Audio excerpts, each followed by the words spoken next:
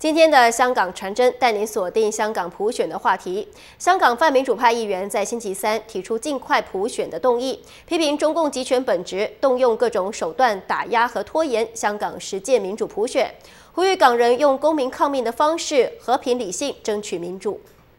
动议由公民党汤家骅議員提出，而多位議員也批評中共集權本質，以不同手法拖延政改和民主化的進程，令港人非常反感。我哋見到嘅好多喺內地發生嘅事係完全違反同埋否定香港人一貫認同嘅核心價值。對一個咁樣嘅政府，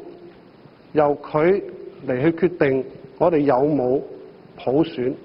你叫香港人點信得過呢？所以我哋繼續要容忍呢個貧富懸殊嘅存在，容忍呢個地產霸權繼續肆虐，容忍呢個官商勾結嘅情況呢，係令到好多小市民呢係生活喺水深火熱。議員指港人的憤怒已經接近臨界點，呼籲港人以公民抗命方式爭取民主普選，包括近期學者提出的包圍中環和政府部門等較激烈的方式。因為近來連串嘅政治檢控同埋判決，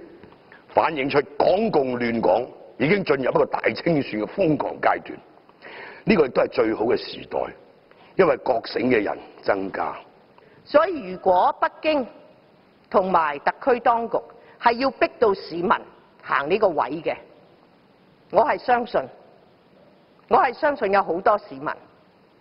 未必係全部啊，主席，但有好多市民覺得，咪放馬過嚟啦。議案在建制派的反對下遭到否決。新唐人記者林秀儀在香港報道。